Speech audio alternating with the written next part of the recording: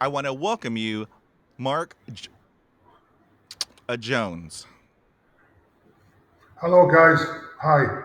I hope you're all well. Thank you. Lovely to be on here. Thank you. Thank you, sir. This is a huge honor. We have a lot of topics, to go over, and so let's get started. All right, sir. Certainly, my friend. Thank you. The pleasure's mine. Thank you. S- And so, do you re remember when you first had began to stutter? Yeah. On that now, please, can we start in the UK? I, I would rather use the word stammer than stutter. That's it's just a bit of a stigma that I've been raised with, and to me, it's just it seems a little bit less rude. Yeah. So stammering. Yeah. I I got you, sir. must Yes, have sir. been Yes, sir. around.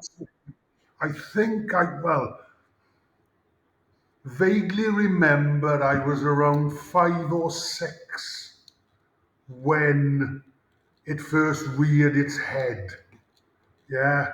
And I've been asked this many times. Yeah. And was it a traumatic experience that caused it or something like that?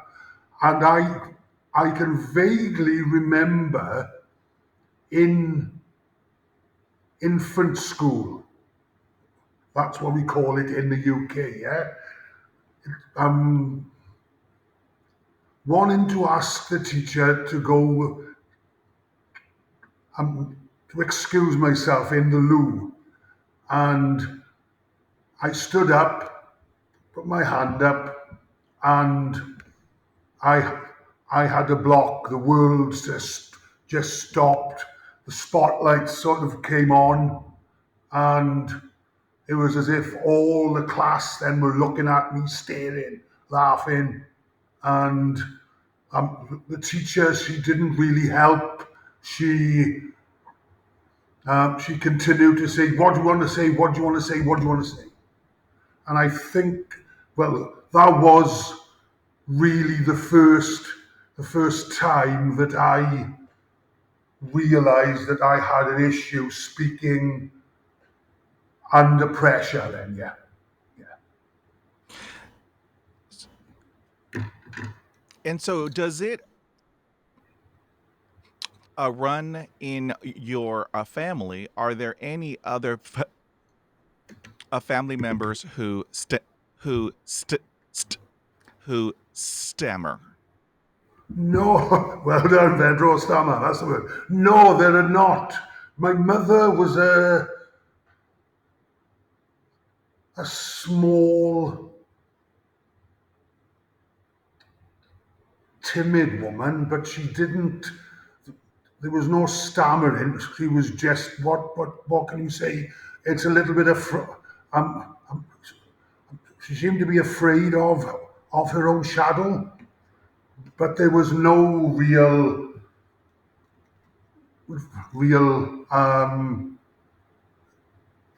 exhibit of stammering. No, no, no one in the family does. No. And so, have you ever had speech therapy? And if so, was it helpful?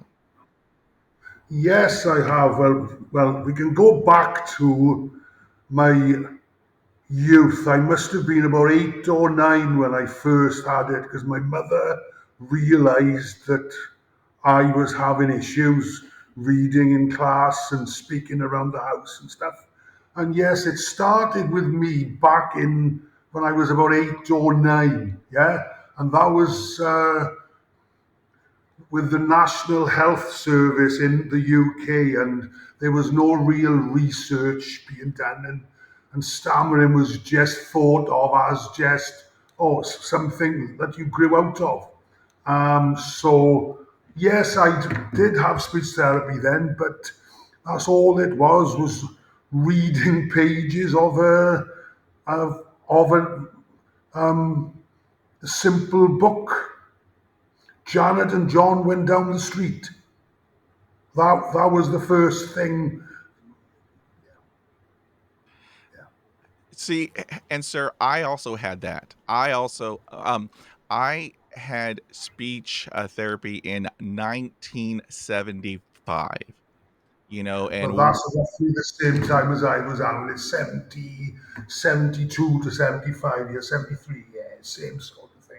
yes, Yeah,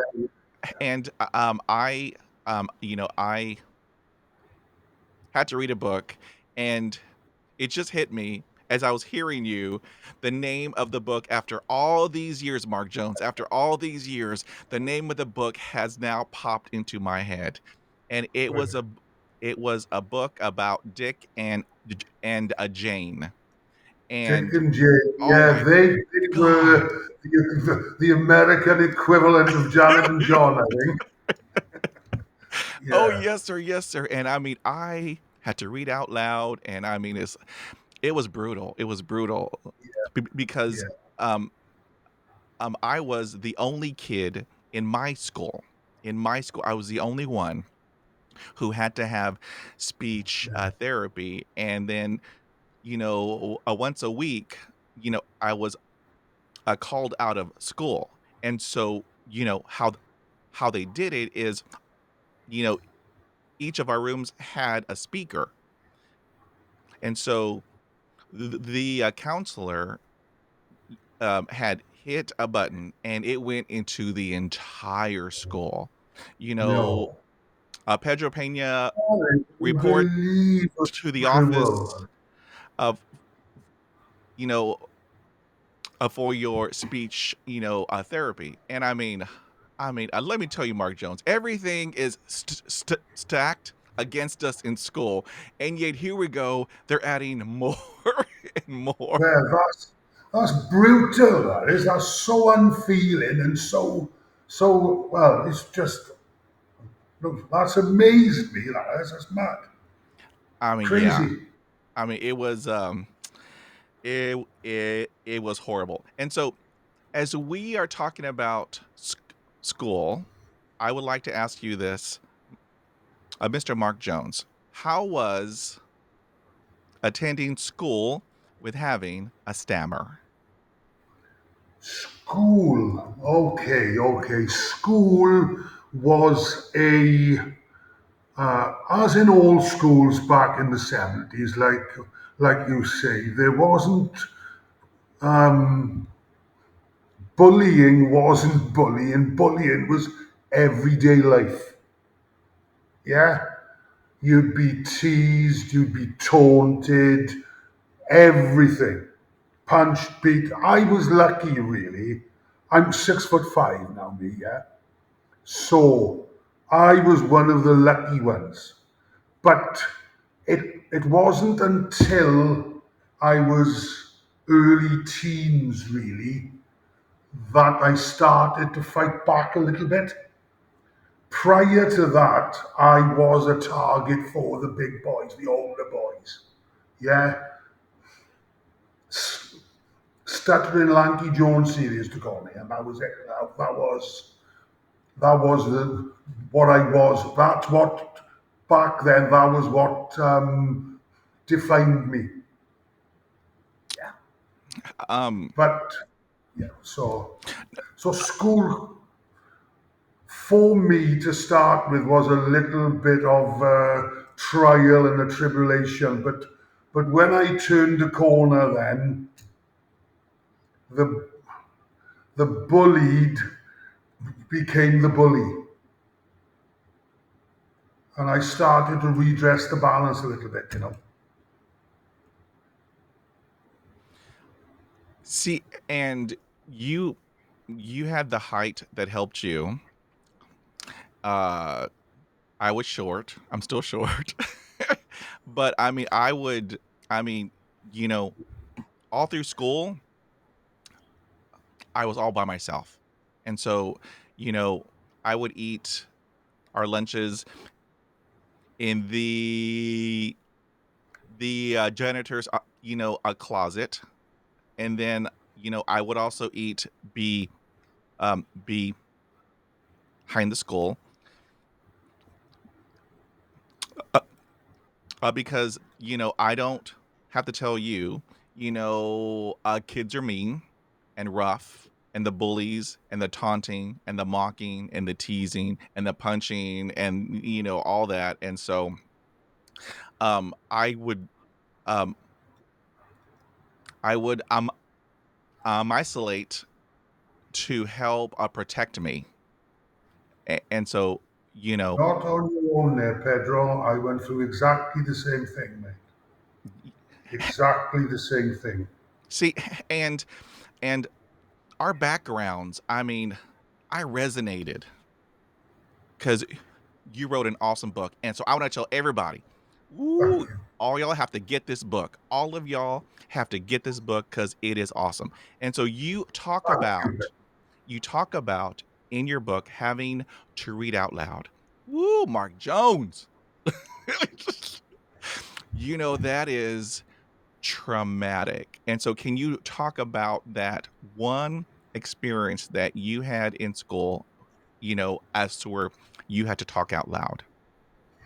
It was in an English lesson, yeah. It was just after lunchtime, and well, this was when I must have been 15, and I was growing up a little bit then, yeah. And I was redressing the balance a little bit, and I was the pain in the classroom. I was trying to disguise my own inadequacies by being being an awful person, really. But it was the reason I had was because my speech. I was so embarrassed about my speech that I had to. This it it was my only way of regaining a little bit of self worth.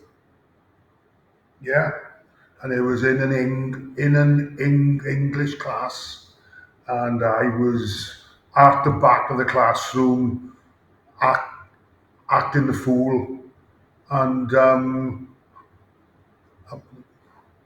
the teacher said, "Mark, stand up and read the paragraph." And it was as if I was main stage at the Super Bowl with all the spotlights and everything, whoosh, with a million eyes on me. I felt as if I had a basketball shoved in my mouth. My stomach was churning like a concrete mixer. I started to sweat, stood up, tensing up. It was just everything that my worst nightmare. Yeah, my worst nightmare. I don't know what the exact words were, but it was something like the lady in the pink dress, and it didn't come out fluently, as you can imagine. Yeah, and the the teacher said, "Pardon, what what did you say?" And he mimicked me a little bit, so I thought perhaps he didn't. But that was what I made up in my own head, and the roof came off, to say the least. Yeah, yeah. So I exploded, table, books, and lashed out and ran out of the classroom. See, and I mean, it also happened to me. I had to read out loud, and I mean, I don't have to tell you this. In It school, makes me sweat now, I know. thinking about it. It's all coming back. And so, Mm.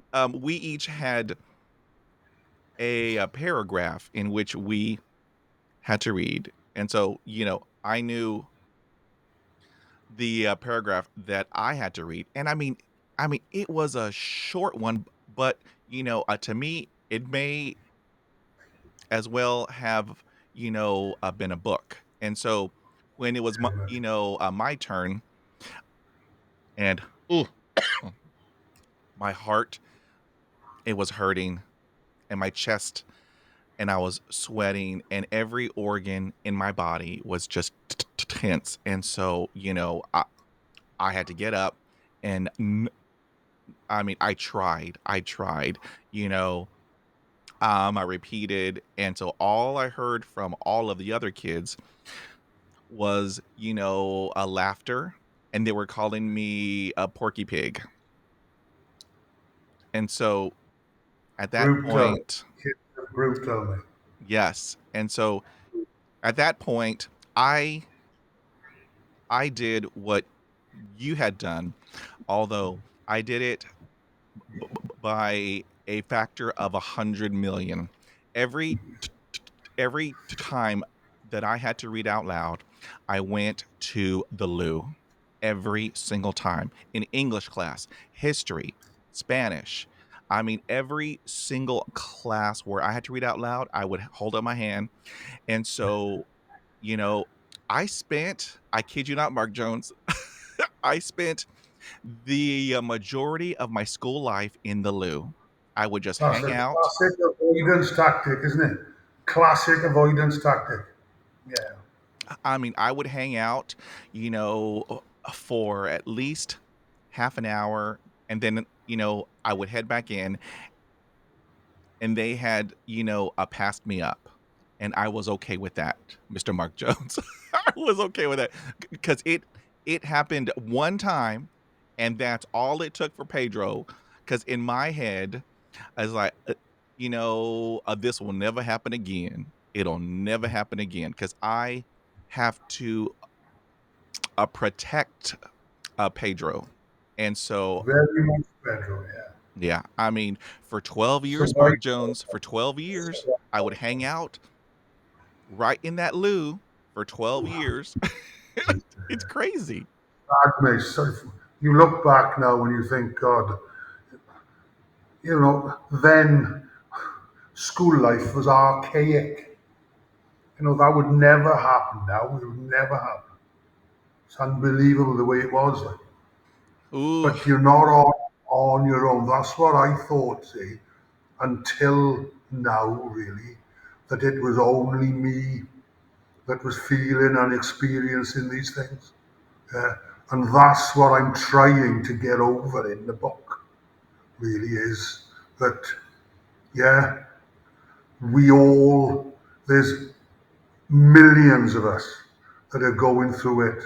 There's people have come up to me in the book launch dues that I've had, and the events, and pulled me arm, and there's boys that I've known from school, and they've said, I've stammered all my life, yeah, but no one knew because they hid in the wallpaper, yeah, and I've gone through all what you were gone through there, but to explain it all, to actually shove it out there,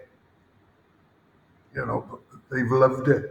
They really have, yeah. But it's just like I found that coming out has been totally cathartic.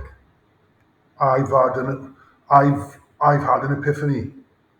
I'm I'm a different fella. Yeah. I'm really my speech has changed. I'm a different guy now to what I was. And as as to expand a little bit on the book, yeah, the name of the book is Fighting to Speak. And I found that I've fought with my stammer all of my life, yeah. And the feelings it's imposed on me, the anxiety, the self-loathing, the hatred, I've used that to further my sporting career, really. So, on the one hand, it's been a massive, massive hindrance because it's owned me. It's had an impact on every facet of my life. Yeah. But on the other hand, it's given me the grit and the gravel in my guts that I needed to succeed in professional sport, you know? Yeah. I mean, how awesome, sir. I mean, because I mean, woo. Um, so here is a very important question because everyone around the world, they want to hear your answer. And when I say everybody, Mark Jones, believe me, everybody wants to hear your answer because um, I ask everyone on my podcast, and I mean, it is important for everyone to hear this. So here we go. Let's go, Mark Jones. Here is the question. So, do you have any advice for parents, teachers, and speech therapists in regards to children who stammer? Children, right. I I was a child a long time ago, Pedro, yeah. And that's all I'm able to draw on now is the horrible experiences I had that I wouldn't want anybody else then to go through. So really, for me, it's more of an anxiety thing, yeah, and it's nerves and anxiety fed my stammer. So, like we spoke about there, it's you've got to avoid the situations where you're putting the stammerer under stress because they put themselves under enough stress as it is. You don't need to be adding, yeah? In fact, you need to be nurturing an environment where it's totally stress free, totally relaxed. Uh, what helped me immensely was breathing and relaxation exercises, yeah, massively. And you've got to remember, though, that it's not an instant fix. It's taken me 50 years to be confident enough yet to come on here and speak like this. And it's a constant retraining yourself, really. I I went back to I had speech therapy again then in my middle 30s to 40s. And the the therapist then she retrained me to speak really, yeah. It it started with the total stress-free environment, okay? I'd lie on the bed and I'd do exercises where I'd tense up for 5 seconds and relax for 5 seconds. And I'd go through all my body from my toes to my calves to my quadriceps to my butt to my stomach to my shoulders, relaxing on each time, breathing in and breathing out, just regulating my breathing re- relearning how to live really because when you stammer you employ a hell of a lot of coping mechanisms and they are learned behavior. I had a terrible habit of saying it's before a word. So I'd say it's Mark, and it's I'm going down the street. I think those are learned behaviors, and you've got to unlearn those sort of things. So you need to totally regress in order to come forward again. Okay. Then I started then speaking with actual letter sounds. Yeah. On on each breath, a or ah, b, k, going right back to my infancy. And this was when I was 40 years of age, you know. And but it's to go back to your original question, all I can add is you've got to de-stress that person, and you've got to get them feeling comfortable in an environment so they can control their breathing, and they can start to speak using the speech therapy, the techniques. But it goes initially, you've got to go back to total anxiety relief and to totally stress free environments.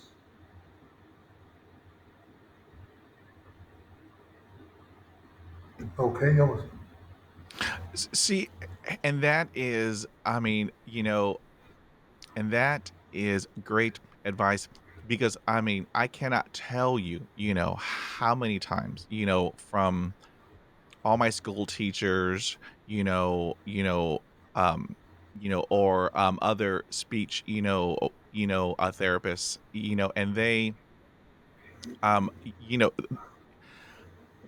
I hated to hear just slow down. It's like, no. I mean, it doesn't work for everybody. And, I mean, for me, it did not work. It made it worse, And so, I loved how you had put it. Have us in a less, stressful environment. Help us out. And so, but I mean, that was a great answer, sir. And I thank you very much for that. all the techniques that you go through, the breathing, you can't just have a month's worth and then stop. It's a total, it's a life changing thing. You've got to change your life. You've got to change the way you live. You've got to become more self aware. You've got to know and think and plan things that you don't be put in a stressful situation. Yeah. It's all about mindfulness of yourself. You've got to become really self-absorbed, and you've got to think about yourself first before anybody else. And well, that was the key for me anyway. Yeah, it's my total pulling away from anything that stressed me out. Yeah, and then the constant breathing exercises, the constant letter sounds, the constant saying a word on a breath. If I'm in the car, I'm constantly doing it. I'm speaking to myself. They must think, if I'm driving, people must think that I'm having a conversation with somebody on the mobile phone when I'm not. I'm just reinforcing the good habits that I've relearned now, not and not allowing the bad habits to re-enter my life. Yeah, it's See, constant. mhm, and you, I mean, you hit it right on the nose. You have to practice, because any coach will tell you, if you want to get good at anything, yeah, on anything, you need to put in the hard work and practice and practice and practice. I mean, because I do what you do also. In my SUV, I breathe. It's gonna be okay. It's gonna be all right. For at least half an hour, I do my breathing exercises, and when I get there, I feel good. I feel good. I'm better. It's a total lifestyle change. They talk about feel good hormones, release the dopamine, yeah? You need to go for a walk. You need to go to the gym. You need to lead a healthy lifestyle, yeah? Which will then automatically lower the stress levels, which will then in turn allow you the time to breathe and to be in control. You've got to take control. Well, I found anyway. I don't know what. This is me speaking through my experience now. Yeah? I had to take control back. Yeah, because my stammer owned me. As I said, it had an I it had a massive effect on every facet of my life. Yeah, work, sport, relationships. Yeah, every part. You need to take control again, and you come first. We are all entitled to peace. Yeah, we all need to find a place where we get peace, or perhaps not a place, but the situation, the place in life where we get peace. And that's what I've realized. And it's just you've got to find that place. And it's had a marked effect on me. It really has. Sir, you are 100% correct. Yes. I mean, cuz each of our journeys are different. However, we still have that common denominator, that we have a stammer. And so what I had, I learned, later in life, I learned about meditation. I learned about, mindfulness and being in the Right. present. And I mean, that has helped me tremendously. And so, yeah, Brilliant. Right? it's Fantastic. it's awesome. The people as I've said, yeah, when you're going through it, you think it's only you. But whoever's watching this now, yeah, you're not on your own. Yeah. You're not on your own. Speak to somebody about this. Speak, and that's the biggest step that anybody can take is to actually speak about it. But it's the first step, and it's the most powerful, the biggest step you can take to say, yeah, can I stammer, and then you start to take control back. Then not the stammer controlling you. You are in charge. Yeah, it's the self-acceptance. Really, I spent 50 years running away from it, trying to hide it, and you can't. It's impossible. You cannot hide it. Everybody knows, and it's only you that thinks I'm hiding it. You're not. So it's better to take ownership of it. That's the biggest bit of advice I'm able to give. Take ownership, take the power back, and you are back in charge. and you own it, not it own you.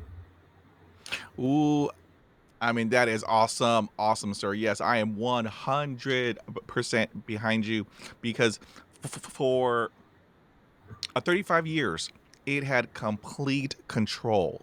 I mean, it would tell me in my head, I would hear that, inner voice, and later I gave him a name, Oscar the Grouch, and so he would tell me every day for 35 years, you cannot talk on the telephone. You cannot talk to people on the street. You cannot do job interviews. And so why are you doing it? And so, I mean, I heard that every day for 35 years until I woke up on my birthday, on my 40th. I woke up and told myself, I am done with this. I am going to live my life. I am embraced, and ex and I accepted that I just have a stutter. I know I'm awesome. I know, that I am 100% awesome, and I love me. I love me. And when I put that out there, I kid you not, Mark Jones, I kid you not, a new world had, I'm opened up. And so I did what I wanted, you know, uh, you know, uh, to do. And there were days horrible, and there were days it was awesome. However, I knew that I am awesome and that I just have a stutter. It doesn't, define who I am. It is just what I have. And so what? So what? I'm going to live my life on my terms. On my terms. Highly commendable, Pedro. Highly commendable. I was very lucky. I had rugby, if you don't, which is it's a minority sport in the US. It's American football without pads and helmets, and I had that in my life, and I reached a the professional level with that, and I use my stammer. Looking back now, when it was going on, I didn't have a clue, yeah. But now I'm looking back in hindsight, I'm able to see that my stammer gave me the drive. I was a very angry person. I hated myself with my stammer. I was full of self-loathing. I couldn't. I hated every minute. Right?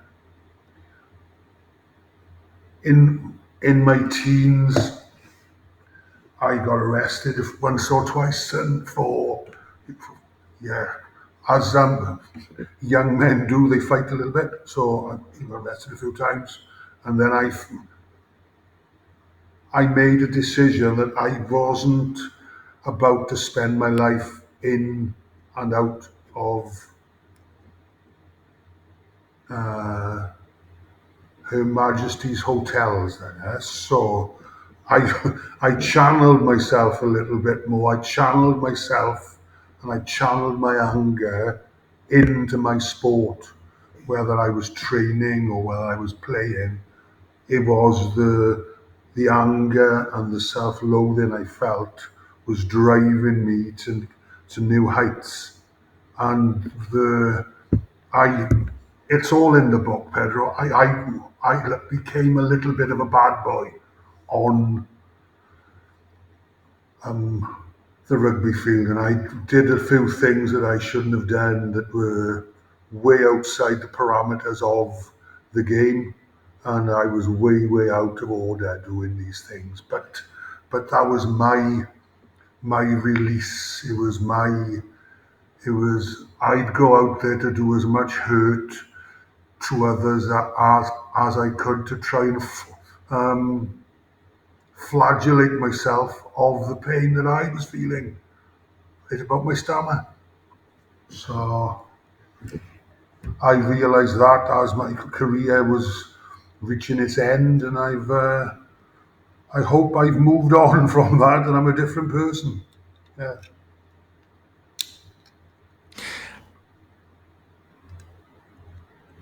And so I want to talk about jobs real quick. Okay. Um, so uh, j- job wise, had you ever had faced discrimination on the job, and how did you handle that? Discrimination on a job, right? From the age of 17, I became a mechanical um, engineer. It's a mechanical apprenticeship I had, but which is a bit of a paid internship. Then, yeah, I managed to get through that interview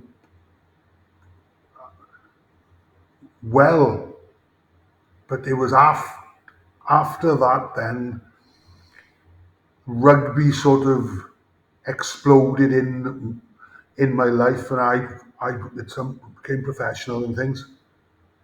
But it was after my rugby that the problems with me really started. I couldn't interview for a job. I'd may, maybe it was my personal fears that rose my anxiety, so that put the blockers on my speech. Perhaps it was me. But when you cannot walk into an interview room and introduce yourself and say, "Hello, I'm Mark Jones. I'm here for the internship with the law firm." If you can't portray yourself and you can't communicate and sell yourself, you're stuck. And that's what I found. Yeah. I couldn't hold down a sales job. I couldn't hold down any job where I had to communicate with people. So I went back to laying bricks and um, landscaping gardens. So I was away from the need to communicate. It was just me and the bricks, or me and the hole. And that's where I found a little bit of peace. But money wise, I haven't found a lot of money there.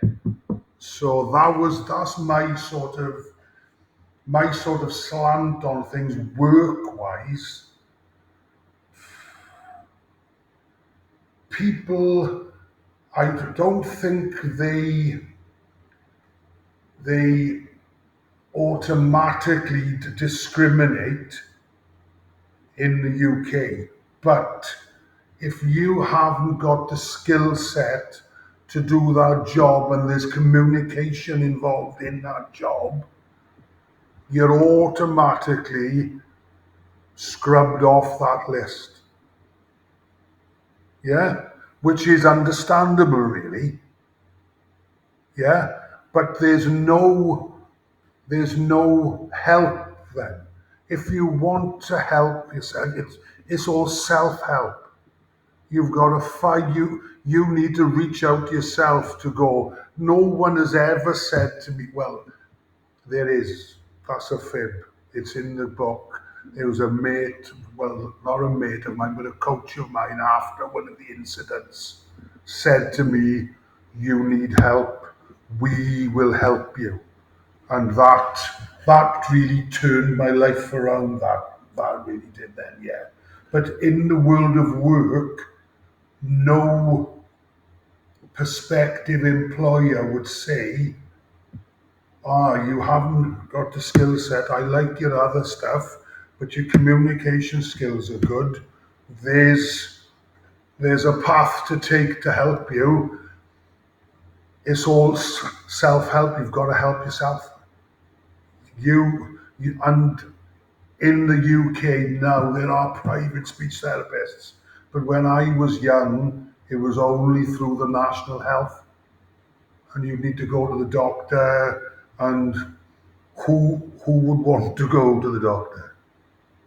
Yeah, that's the thing. You don't, because what I found, I have mates now who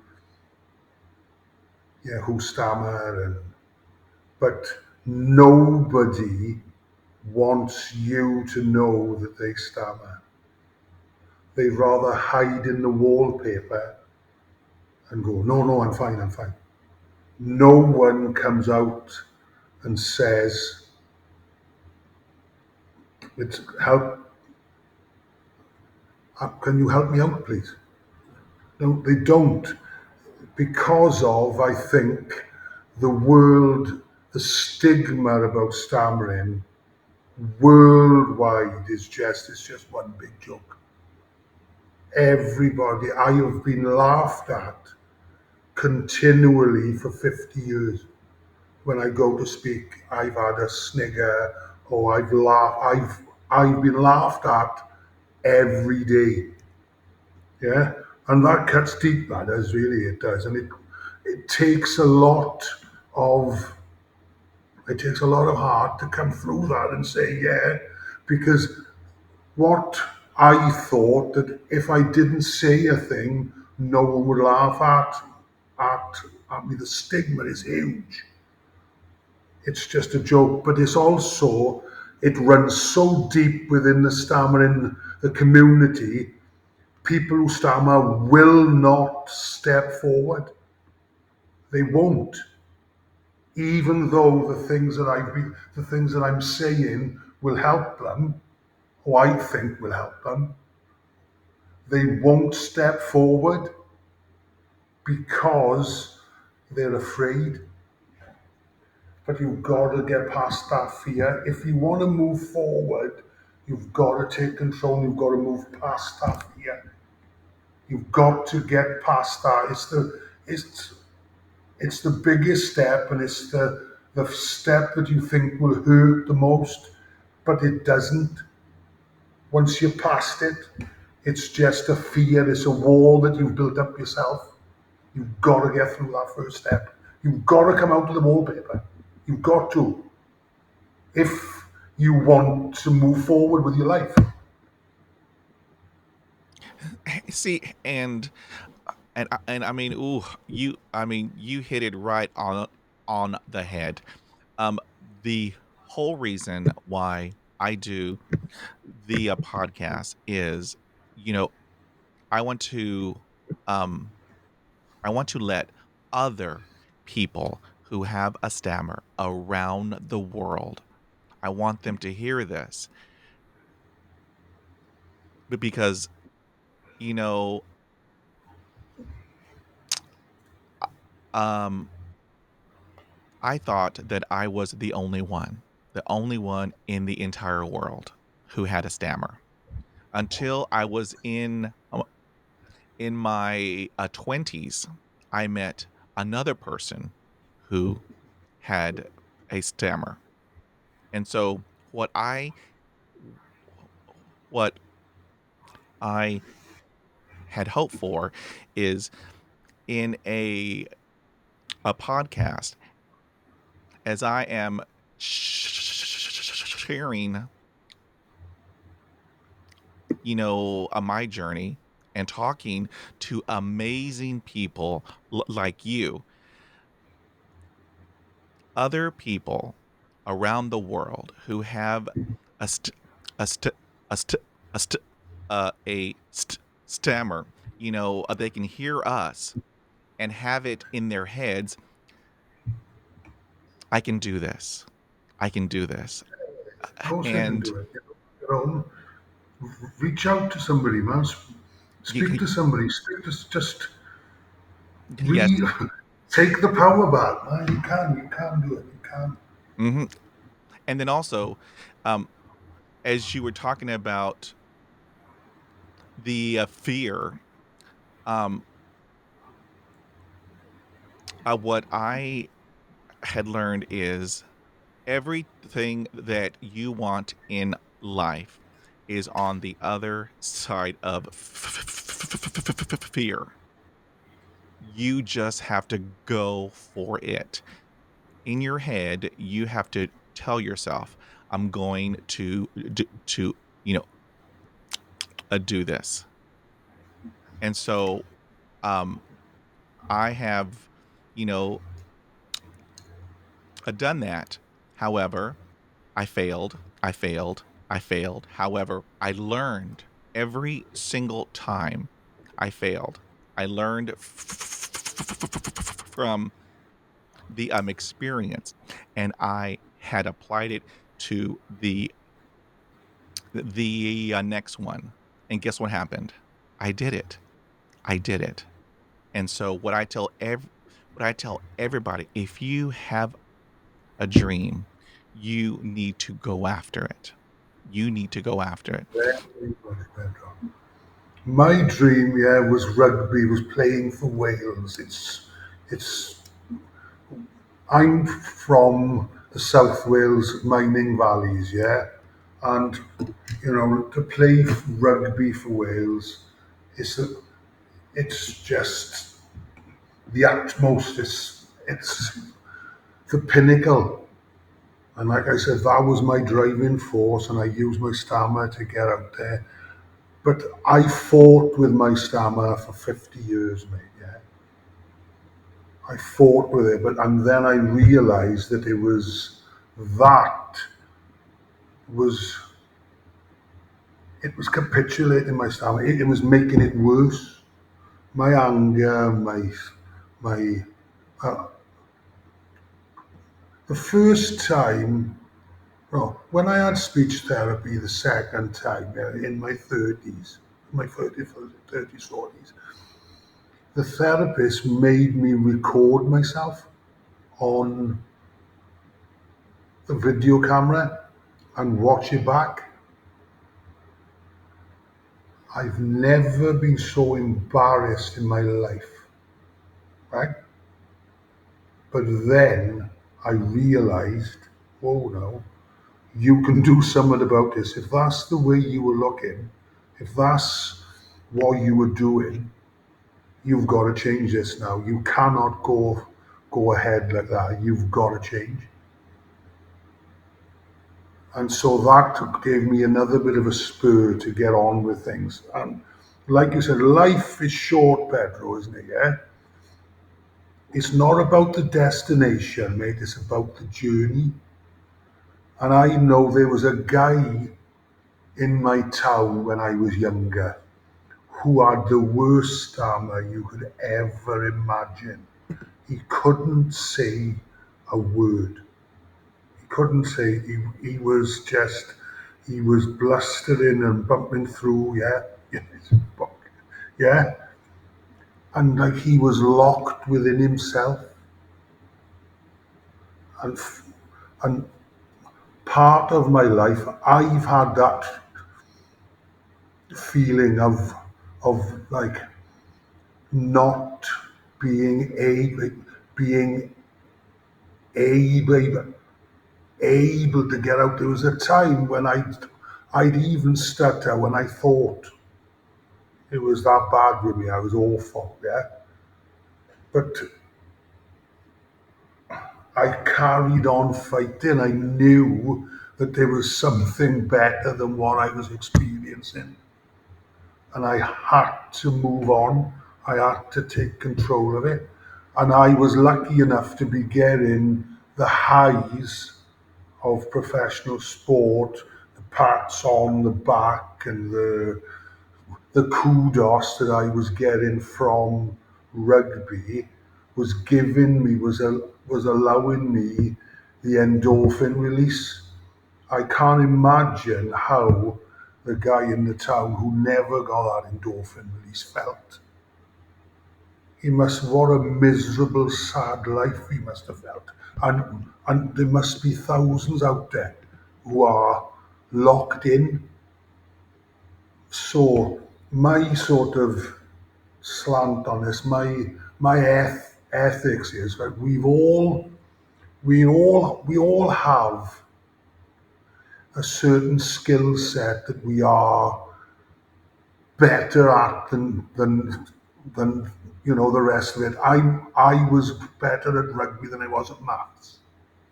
Others are not. Others are they're good engine engineers. They're mathematicians. They can play sport. They can swim. They can ping pong. They can play ping pong.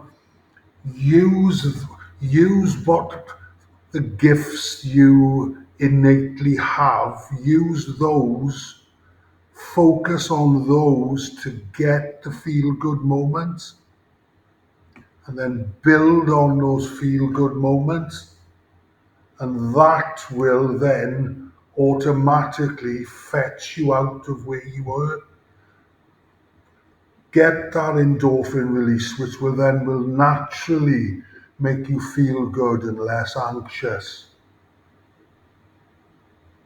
and that will have a marked effect on your speech. It's those little things like you said, if you feel a love for sewing and it makes you feel good, go for it. Invest all your time. Get those feel good moments. And that will then spread into your life and expand you as a person. Ooh, yes, sir. Awesome, awesome, awesome. Okay, now, okay, I want to talk about some what I call the activities of daily living. I call them the ADLs. I want to talk about the telephone because I know that's a huge hurdle for all of us. And then I also want to talk about how do you do, you know, at a restaurant as you are trying to order food. And so let's first talk about how did you handle the telephone? I I never could. I never could in my teens, my twenties, my thirties. I never could. I couldn't speak on the phone, or I'd really, really struggle.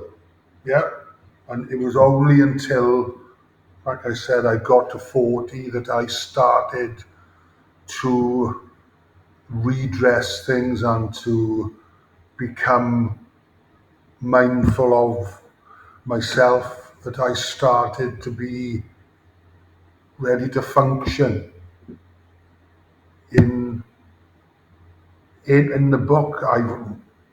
It's written when um, I must have been about 9, 10, or like 11. The local shop.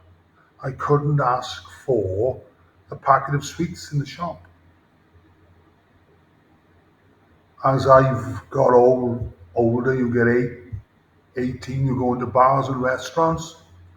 I couldn't ask for the drink at the bar. I'd have to point at it. It's just, it's an awful situation to be in, Pedro. It's awful. But like I've said, you can only relearn them. You've got to re-find yourself and relearn these things, and you've got to de-stress yourself. Millions of others are going through it, like you said, and I hope that we can we can enforce in them that they're not on their own. There are ways you we can function. You can retake control. Yeah. I mean, awesome, sir. Awesome, awesome, awesome.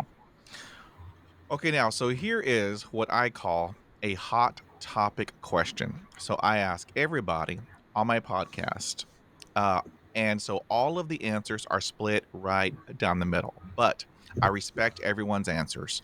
So I want to ask you. So here we go. All right. So do you let others help you finish your s- uh, um your sentences? No, no, no.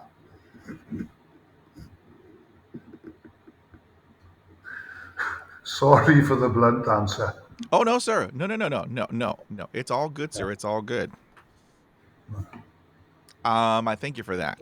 There's this psychological factor with that. I don't know. I don't know. Mhm. But I got you, sir. It's all good. It's all good. Okay, now, so have you ever encountered a situation as to where you were asked what was your name and then you have a block? However, you I numerous, mean, it isn't, you know, a regular block, it's a long block. And then the mother, you know, a person ask you, did you forget your name? Has that ever happened to you, sir? numerous occasions, Pedro. Numerous. I've been, like I said, I've been in a myriad of different situations where I've been asked a question, I've had a block, and like I said, I've been laughed at every day. It's just a natural. It seems to be a natural response to seeing me 6'5", stammering. It's just like it's laughable to people. Yeah, yeah. And I have called a few people out about it as well. Yeah, yeah. It But that's Mhm. half of the course, see, Pedro. Like you said, sorry, mate, for cutting in. That's that's a bad habit I have because of the stammer. I do tend to cut across people. I'm awful. I get stuck on my mind's thinking about what I was asked a minute ago, and I've rehearsed what I'm going to say, and then it comes out there, and you may be saying something else. So I apologize for that. uh, uh, no, sir. No, no. It's all good. I wanted to, tell you that it has happened my entire life, and the younger Pedro, I would get angry. Ooh, I would get angry, Mark Jones, and I mean, I would just go off on them. And when I say go off, every, a curse word that you had ever imagined would just come out of my mouth. However, the older Pedro, what I do now is I take the time and I raise awareness and I educate them. I tell them, this is what I have, and this is what you're going to hear, and this is what you are going to see. Be- because when I have a block, my hands go all over the place, and I may close my eyes. So I do, whatever that I can do to help me get out of the block. And so now I take the time because I mean, it still happens. It still happens, Mark Jones. I'm 53. It still happens. And so I take the time. And so I talk to him or her, and and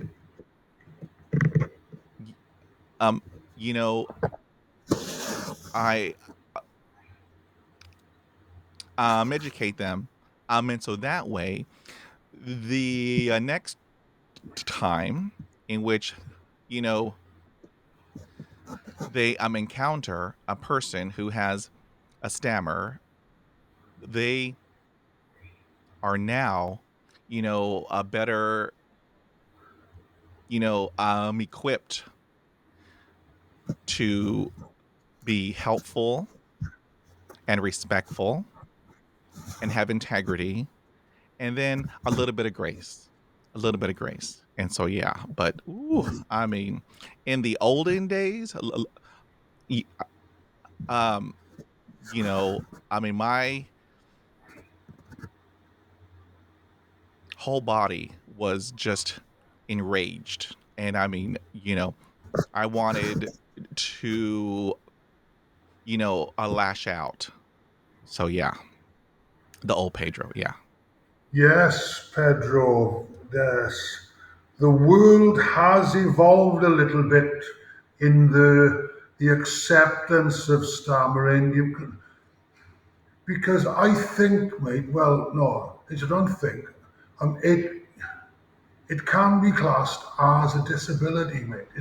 It is a disability. Yeah, and when the people around you are uneducated, yeah, which was the case in the 70s and the 80s and whatever.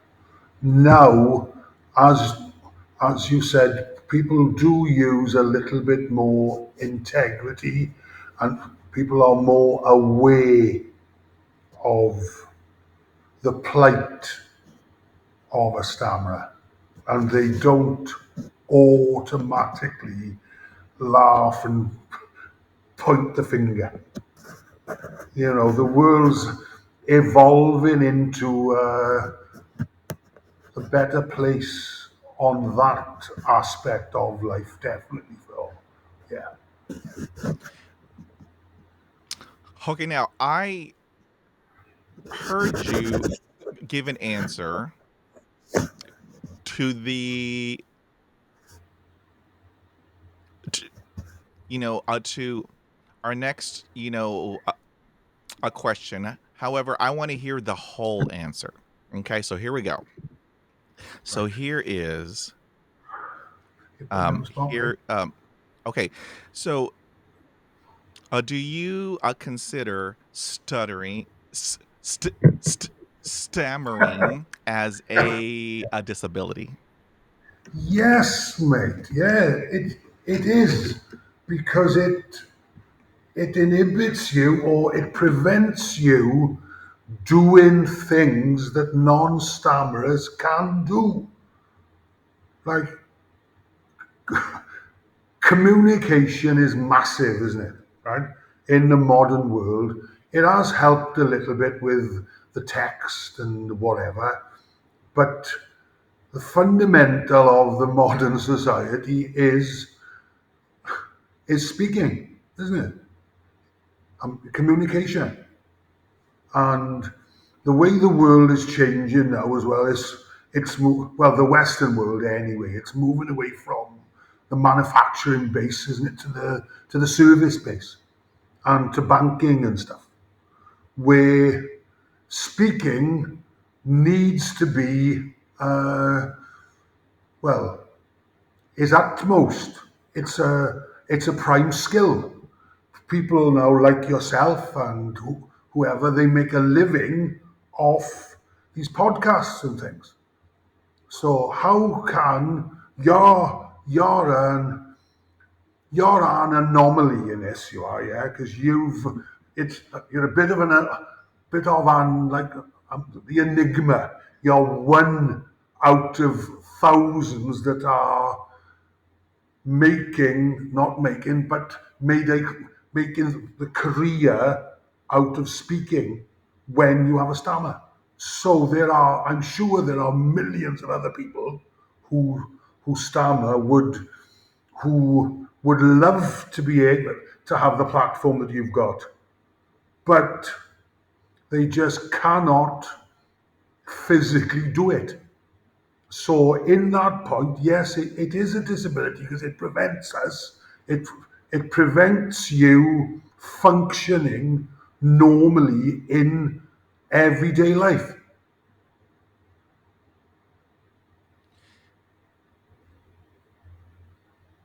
And so, I want to thank you for that, sir. I want to thank you for that. And then here is a really cool aspect.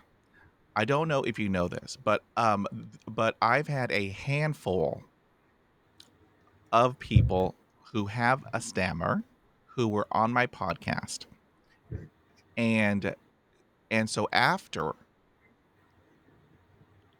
on being on my podcast, they have created their own a podcast, and so Inspirational, mate. Fantastic. I Well mean, done. Brilliant. I mean it, I mean, and each of them are doing so awesomely. They are wonderful. And so I am proud. I am I thought proud. you are, mate. And You're a trailblazer, mate. You're leading the way. well, Fantastic. and I'm honored because how I have it in my head, we are a team. We are a team and we help each other. We help, you know, lift each other up. And so, I mean, and they are doing awesome. I'm proud of them. And so, yeah, I mean, it's just awesome. It's just awesome. Brilliant, Pedro. Fantastic. You should be very proud, mate. Fantastic. All right, sir. And so now I want to change it up. I want to talk about dating because, as you know, it's hard for everybody. However, if you have a stammer, it's a little bit more difficult. So I want to ask you, um, how did you navigate a dating with having a stammer? Uh, I'd wake up. Well, I am going to plug this again. It's all in the book, Pedro. It's all in the book. It's all written in there. Well, I'd wake up, yeah, and with what I looked at as a clean sheet, and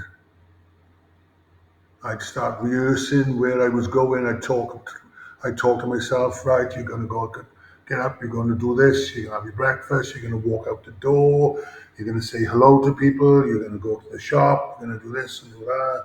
And then, yeah, great. And you go out, each day was like that. You'd wake up and you'd reinvent yourself. You'd walk out, and this is the person I'm going to be today. And you'd walk out. As soon as you met somebody and you had to speak, you'd fall to bits again. And that, but you couldn't run back inside the house. You had to go forward. So you'd get knocked down. Every time you spoke to somebody, you'd get knocked down.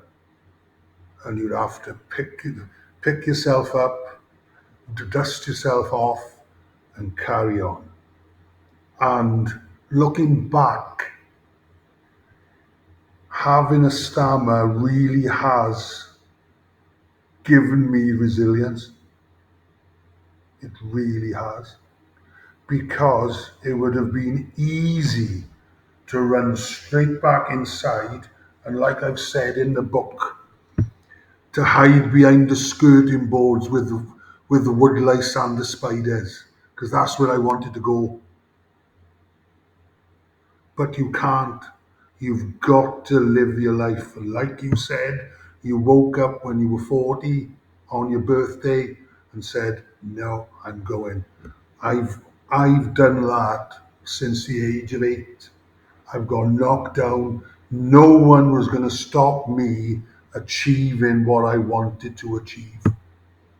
It would have been easy to, as I said, hide behind the false wall with the spiders and just waste away. But then that wasn't going to happen to me.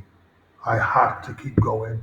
And I'd get knocked down and I'd get back up and I'd go again and I'd every 10, 20 times a day. And you felt like that every time you stammer because you wanted to be normal. You wanted not to stammer. You wanted to be like everybody else in the street.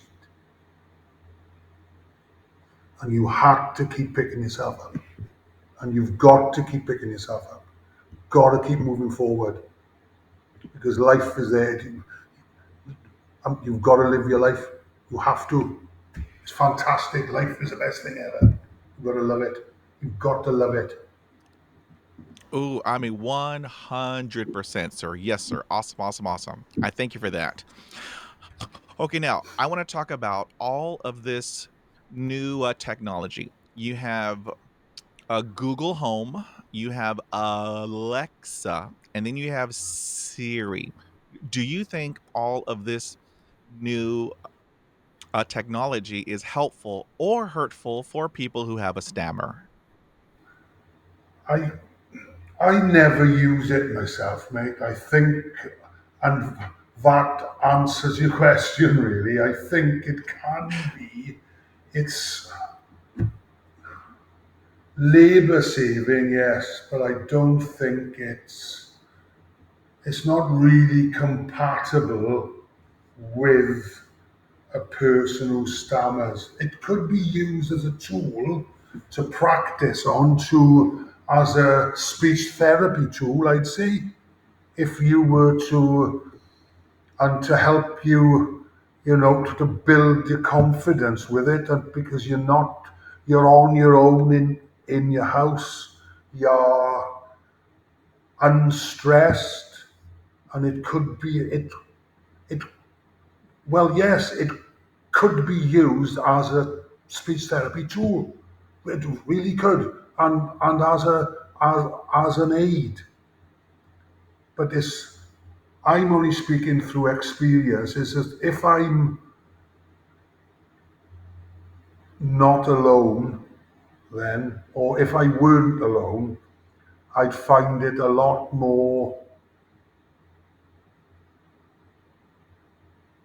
I'd I'd rather avoid using it then if people could hear me speaking because I'd be afraid, or I was afraid that they'd hear me stammering. But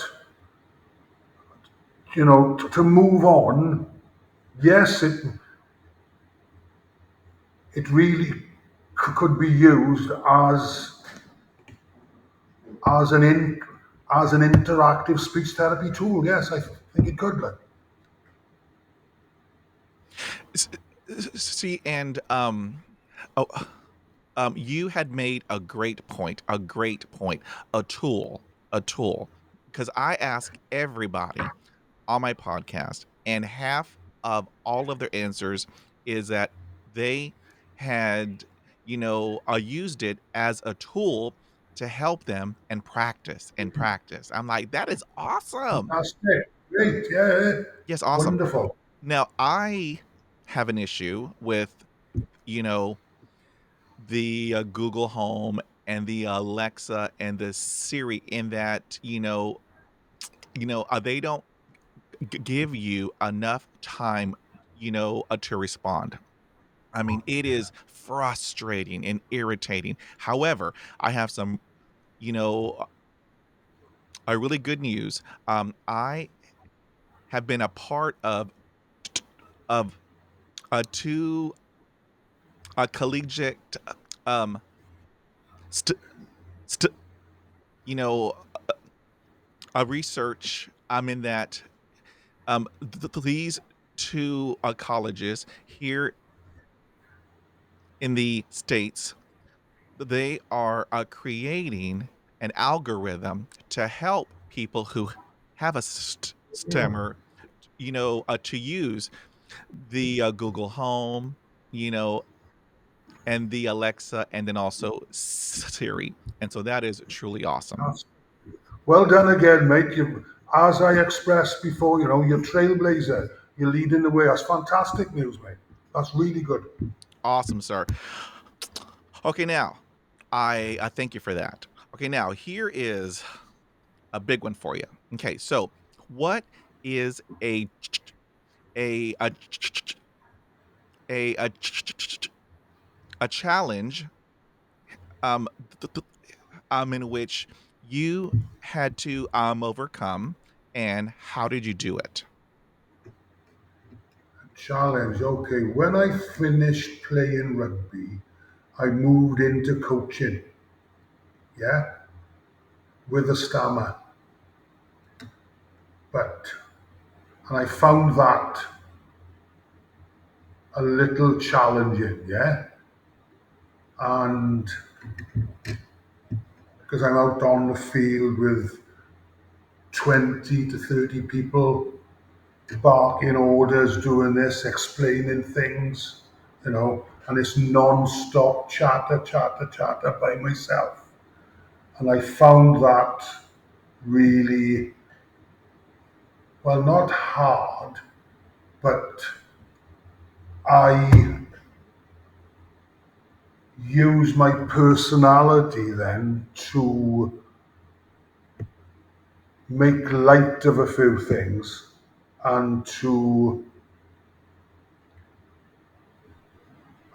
disguise things a little bit, yeah, you know. So it's just if, how I how I've coped with my stammer really all of my life is I've grown my personality. I've become the bore, the bluff, the abrasive, yeah, and the one that's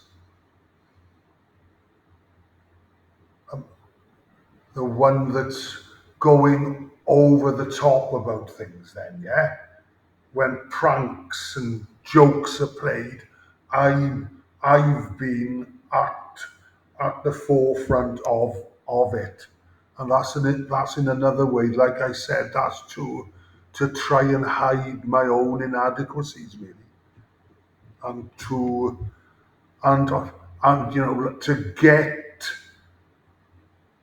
the punch in before I'm punched,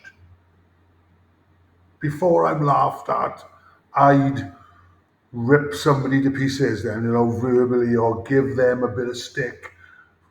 Professional sport, yeah, the sledging, the banter is brutal. Far worse than any schoolyard. It's professional men and nothing is sacred. Nothing is sacred. Yeah. So I was automatically a target to the players that I played with. They'd always rip rip the Mickey out of me and whatever. But I then found the way to get over that was to be far more abusive to them than they were to me. And I know that doesn't work in real life because professional sports, a bubble is it's a different thing. But I found that's how I coped with it was being over the top and being the most abrasive, being the most rude. And, yeah. And I don't condone my actions either. No, no. But it's just another coping mechanism that I had. Yeah. Thank you for that, sir. I thank you for that. Okay, now here is a deep question. So I ask everybody. All of the answers are split right down the middle, but I respect everyone's answers. So here we go. So so do you think that it's okay to to stammer, or is it important to keep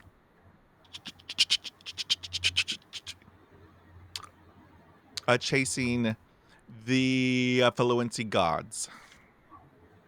Right. Okay. Okay. Okay. Like I've said, I've run away and I've tried to hide my stammer for 50 years. Yeah. So initially, I'd say you have to keep chasing the fluency gods. Right? That was my mindset. That definitely was my mindset because I was embarrassed and I was ashamed. Now I've taken the exact opposite route. I've come out and I've said, yes, I stammer, this is me. And what I was searching for and what I was hiding, yeah, what I was searching for when I was trying to hide it, I feel as if I've achieved, but by the total opposite route.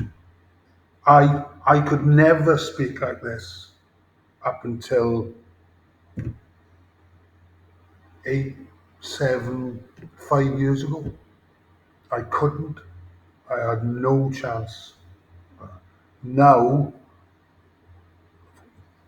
the book has really, really helped me. Like I said, the coming out, the speaking about it. Whereas as I've said, I tried to hide it for 50 years, and that's all it did was fester and get worse and worse and worse. And I took another route. I held my hands up in the air and said yes. And I accepted myself. And that's what has really turned it for me. Like I, like I explained, it's as if I've had an epiphany. It's, yeah. Um, I thank you for that, sir. And so, we've had the exact same, a journey. I mean, You I mean, have it. Yeah. it is a carbon copy. And so, what what what I hear, you know, we have a lot of people in our, our community, but they don't share that. However, here's what I tell everybody. You have your own, a journey. If you want to go and get a device to have in your ear, if you want to go and take, a medication or whatever, the a vitamin or what you do you. You do you. If that Very is the journey in which, you want, I respect that. Because you have your own, a journey to follow. I have mine, and you have yours. And so, what I tell everybody, you have to do what you want to do. And so, I respect everyone's, you know, a journey. Sp- speaking for only Pedro, I have your journey. When I was, you know, younger, I wanted, you know, to speak like everybody else. However, now that I'm older, I have embraced it. I just have a stammer, and that's it. I know I'm awesome. I can do this and I can do that and I can talk on the phone now because I practiced for half a year, Mark Jones. For half a year, I practiced rehearsing calling on a telephone in my bedroom every day for half a year. I practiced. And so after that half year, I did not have any more anxiety or fear. It became, a boring after half a year. And so in my office, when I had to answer the telephone, I picked it up. Hi, good morning. I'm Pedro Pena. How may I help you? But I Brilliant, mate. practiced for Brilliant. Yes. for Yeah. half a year, Mark Jones. Every single day for half a year, I practiced. And look what I did. Look what I did. Brilliant, mate. Fantastic. You've just got like as we've expressed, life is a journey, yeah. It's short, but it's not about the destination, it's about the journey, yeah. Yeah. And what suits you may not suit me. Like they say, one man's meat is another man's poison. Yeah. But we're all entitled to peace. Exactly. Yes, It's sir. it's a right that every person has. And how you find that peace is entirely your journey. Yeah. If Yes, sir. anything I've said can help one person, I'll be ecstatic. Because like yourself, you've done a lot of things. You've said a few things that have helped out other people, and that's fantastic. That's all we can do is pass on what's helped us. It may not help somebody else, but it could help somebody else. So we've got to. I feel now I'm empowered and I feel obligated to me really to pass on my experiences if it can help anybody. See, and I mean, and that is why we are doing what we are doing. And I mean, it's just awesome. It's just awesome. Okay, now, so you had, touched on this. However, I want the whole answer because it is going to be powerful. So here we go. So what has your stammer taught you? What has my stammer taught me? Well, there's hundreds and hundreds of things. As I expressed, it's given me resilience. It really has. It's given me the drive that I needed to succeed in the professional sport. Um, on the negatives, it's made me very, very angry. Yeah, and on occasions violent, but we don't want to go there. Um, but it's made me very self-aware now, and it's made me look at life in a different way. Where when you're younger, you're running about, you're trying to do things, do this, do that, do that, do that. Yeah, you've got to sit back a little bit and take time for yourself. Become mindful about yourself, about what stresses you out, and then you can avoid those situations and you can take steps to move on in life. No one deserves to be trapped or to be inhibited in doing anything they want to do. But don't be a victim. Don't play the victim. Because for one, it's the least attractive thing in the world. And two, it'll just you will rot from the inside. Don't be a victim. If you want to do something, go out there, take steps, be be enthusiastic and be energetic towards your goal, and you will achieve that goal. Nothing can stop you doing whatever you want if you apply yourself correctly to it. But don't play the victim because you may as well not be it.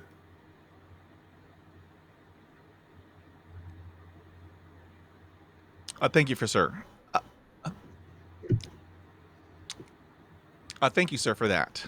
Um, okay, so here is a deeper question. If you could go back in time, what advice would you give to your a younger self? To my younger self,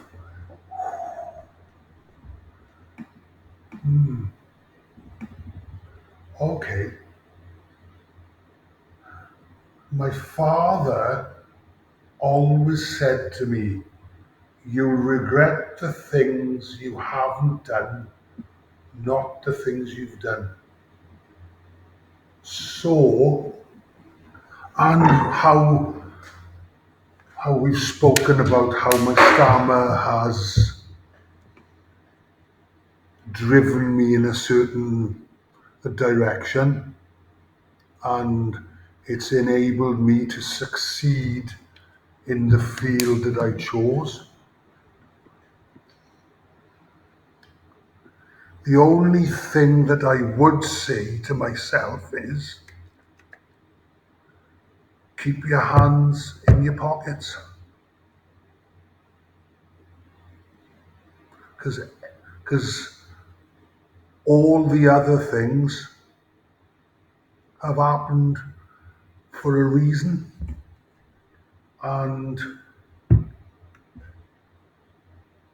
they've enabled me, it's enabled me to succeed. So that's all I'd say is, Mark, you better keep your hands in your pockets. Nothing else. Thank you, sir, for that. So here is our last question, and it's a big one. It's a big one. So hold on. Okay, so let me hold it up. So here we go. So if you had the opportunity to give insight about stammering on the world stage, what message would you convey? I think I already have, yeah. I think that's all I'd say is don't play a victim, don't be a victim. You can't allow your stammer to own you. You need to take control. You need to take the power back. You need to take steps to move towards leading an eventful and an achieving and a fulfilled life. It's up to you in the end. You can do whatever you want to do. Yeah? If you decide to take control of it. And you cannot let your stammer own you. You need to own your stammer. And by whatever means you go through speech therapy, like myself, what helped me, as I've said, is the breathing techniques, relaxation, and anti-anxiety drills, all that sort of stuff has put me in a place now where I never was in the past, and I'm able to say is you've got to move on. Don't let it own you. You need to own it. Ooh, sir. I mean, that is a great message. A great message. Okay, now I want to talk about your awesome book. It is titled a, fu- a, fu- a, fu- a fu- okay, it is titled "A Fighting to Speak," a rugby, a rage, and redemption. All right. So what inspired you to write this amazing book? As I said, yeah, it was. I've I've been very lucky to have rugby in my life. It's allowed me to achieve things that I would never have achieved in Civvy Street. I've had highs and I've had lows, but I've had far, far more highs and far larger endorphin releases through rugby than I could ever have had in everyday life. And the book is my story from a kid in a mining town in Wales. Yeah, how a stammer shaped me and drove me on, and it has enabled me to reach the heights in sport that I only dreamed of. And it's now the redemption is me now finding peace and a new person after the book's written, and it's how I've changed things in my mentality and my approach towards things. Thank you, Pedro. Fighting to speak, rugby rage and redemption. So Yeah. so I encourage everybody. I will have the hyperlinks in the podcast, notes. I encourage everybody go and get this book. And so now, Mark, I have to tell you, I am an American, and so I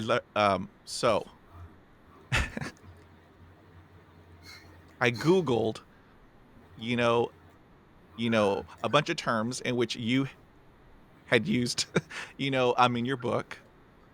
As an American, um, I, had not heard, you know, a couple of the words in which you had, you know, um, in your book, and so I googled them, and so I learned all about the sport of rugby, and then you had also um, okay, how shall I put this? You had some a colorful, words in which I had not heard of. However, I googled all of those, and so I You just managed to find them, yeah? and It's so the book is written um, in the dialect of South Wales, yeah? oh yes, sir. If worldwide, you go to Pennsylvania, and I expect in America they've got words there that I wouldn't know. You go to New York, they've got stuff. It's exactly the same the world over. But they mean mean the same things. The same. The people go through the same things wherever you're from, whether you're from Australia, Russia, China, the UK, America, they all go through the same things. Human beings are a universal species, aren't they? And we feel the same feelings and we do the same things. So it's just a word is just a more colourful way of explaining a certain thing in a different dialect. Oh, sir, yes, sir, yes, sir, yes, sir. And then also, I want to take the time and tell you congratulations, you know, on your, Thank you know, on your sp- your your sport achievements. I mean, it's Thank you very much, Pedro. Yeah, it was a few years ago now, man. I I've been retired around 20 years now, so it's been a few years yet since then. So, but memories live on. It's just like that the Bruce Springsteen song, "The Glory Days." I I relive them often.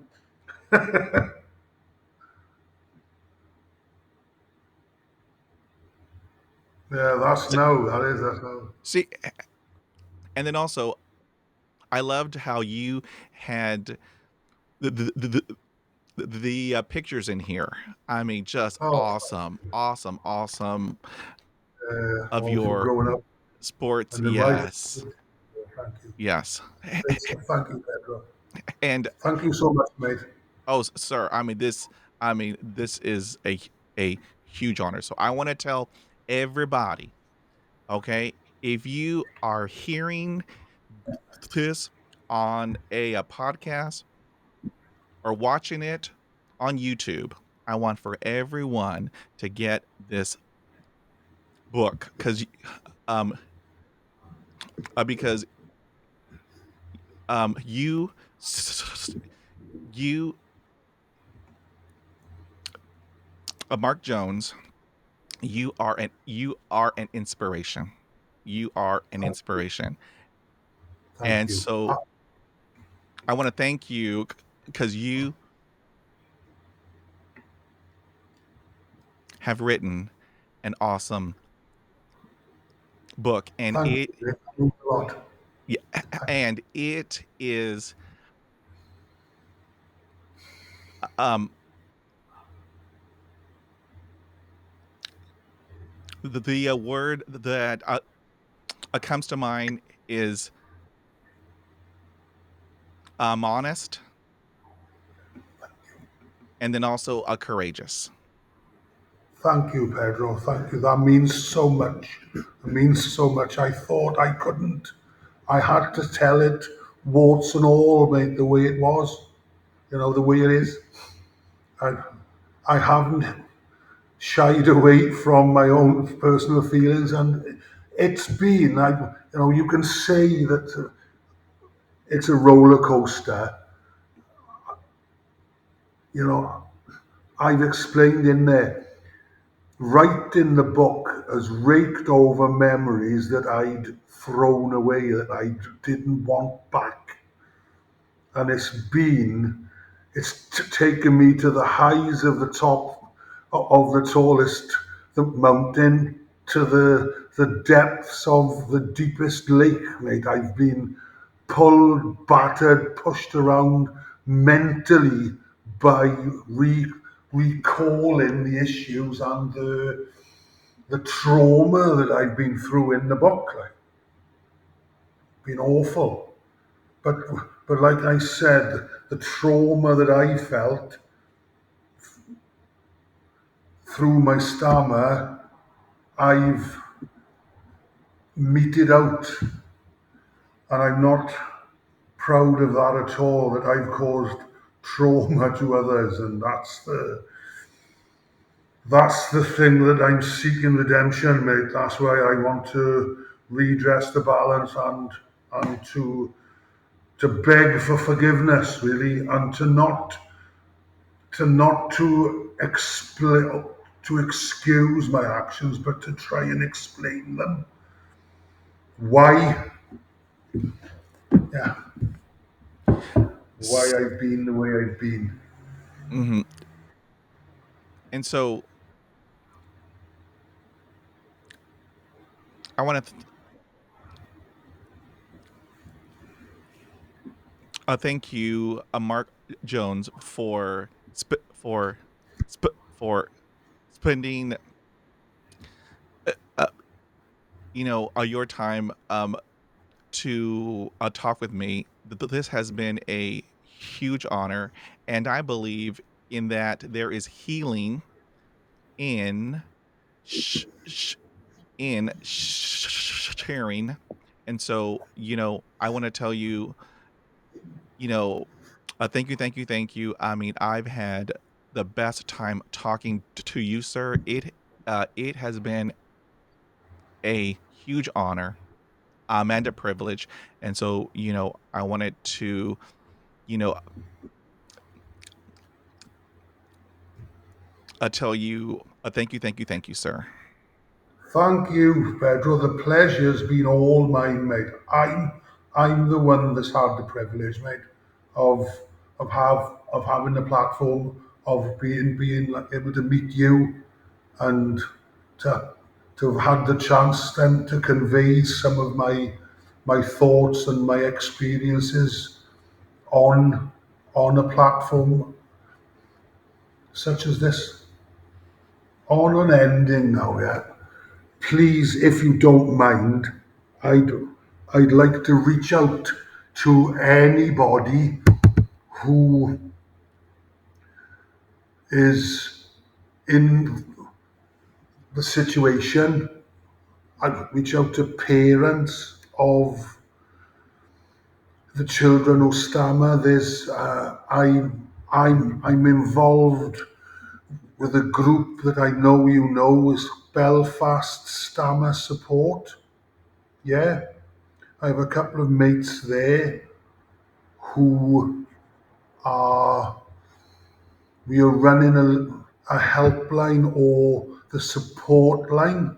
Yeah, the email address is well, it's going to be it's Mark Jones, care of Belfast Stammer Support at gmail.com.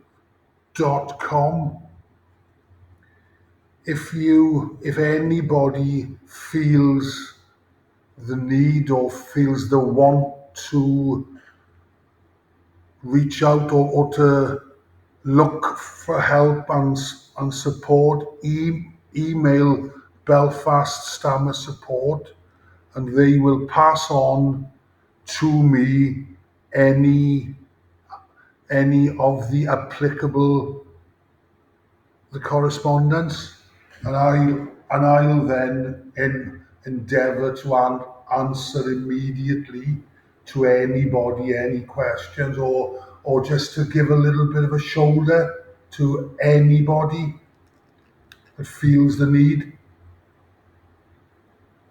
Oh, sir, how cool, how awesome. So I will have all of those hyperlinks in the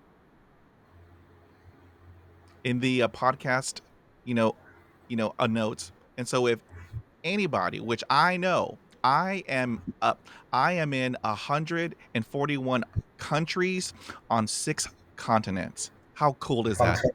I'm blessed. I'm blessed. And so if Brilliant. anybody all over the world, if you want to get in contact, I will have all of the the hyperlinks in the podcast, you know, notes, and then also I want to close on this. So I have a buddy, or would or what y'all call a mate. Um, his his name is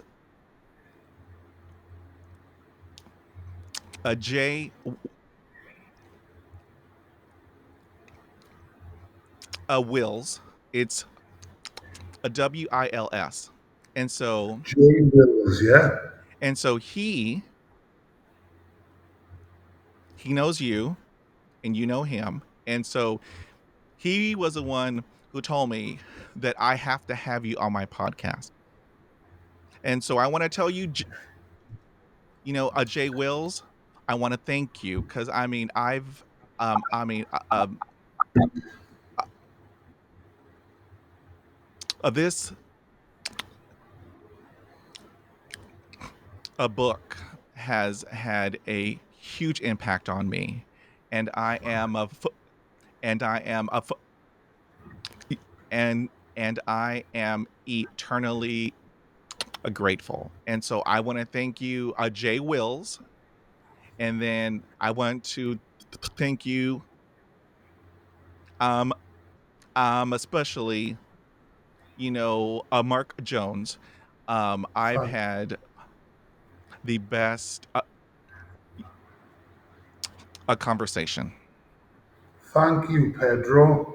Your words are very, very heartfelt, mate, and it's an emotional ride. Having a stammer, mate, right?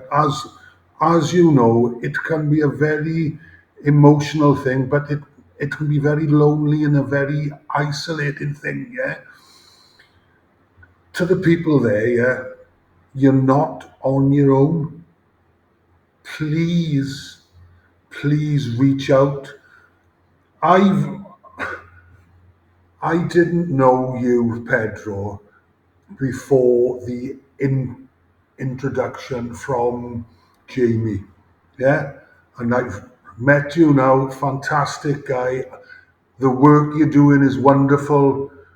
And if I can reach 1% of the people that you are, I'll be a very, very proud gentleman. You're doing a fantastic job, Pedro. Keep on trucking, mate. Keep doing what you're doing. Fantastic work. Loving it. S- s- thank you, sir. So, whew, okay. Thank you. Uh, Thank and you. uh, uh, and so I hope you have a great day. You know, take care and be well and stay safe. Thank you, Pedro. Lovely. Thank you. Bye bye. Thank you, sir.